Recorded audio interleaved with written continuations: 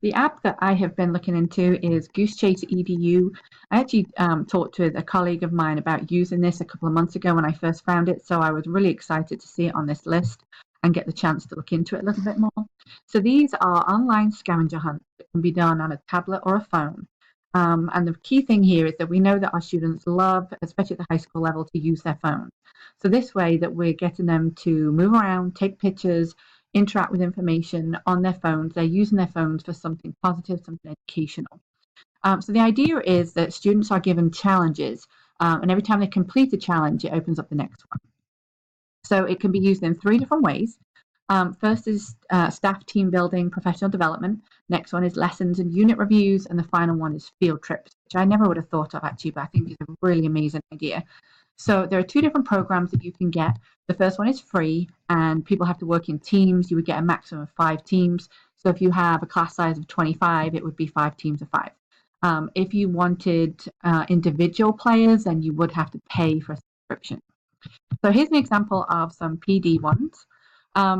This one, again, very fun, people up, moving. Who is the elementary school counselor? So there you can see that they have to actually write in an answer because you have this symbol here.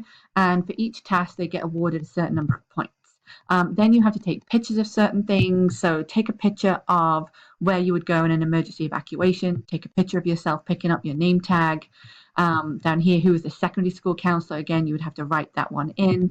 And each one is given a certain number of points. So you can make it competitive. So your 5 teams would compete against each other for the highest number of points. So next is lessons. This is Romeo and Juliet, which is used by all of our 9th grade teachers at my school.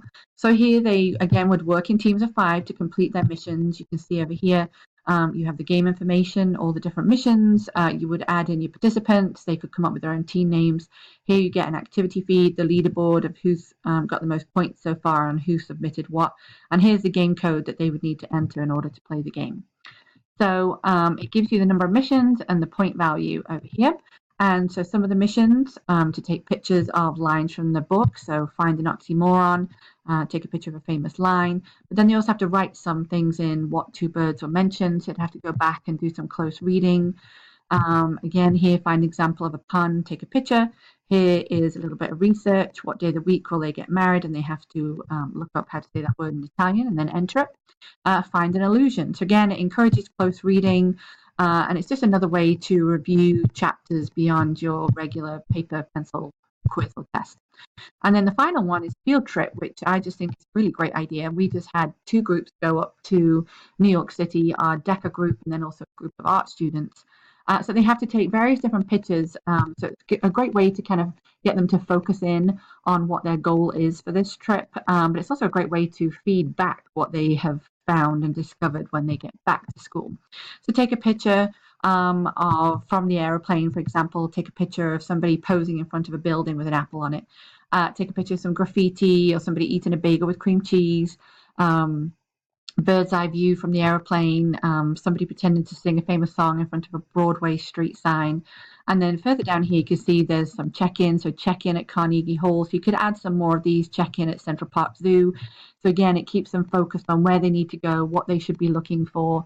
And you can really tailor their field trip based on the different challenges. Check-in at Ellis Island. Take a picture of a male tourist wearing sandals and black socks, heaven forbid.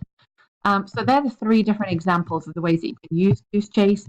There are lots of Goosechases already completed in here that you can use. Vocabulary, social studies, library orientation, which will be really fun for 9th graders when they first come. A literacy chase here, again, STEM in the classroom. But then you also have the opportunity to create your own games. So here you can tailor it however you want to. So if you're doing this for new teachers, maybe you want them to go and find a photocopier, find a coffee machine, find the custodians, the nearest bathroom, all the really important things that you need when you're a new teacher. Or in the library, getting them to find new library resources. Maybe for a lesson, it's to introduce a new topic. Maybe it's for some team building, making good choices, or as a review for a topic. And again, for field trips, think about where do you want them to go? What do you want them to see? What do you want them to log? So you can upload your own image, add your game name and a description, and then further down here, your location, your password, save and continue, and that's when you'd start adding your challenges. So it's just a really fun way to get kids up, moving, interacting with information, using their phones. We know that they love to take pictures. Doing that in a positive way, in a constructive way. But it's also a great record of what they're learning as well.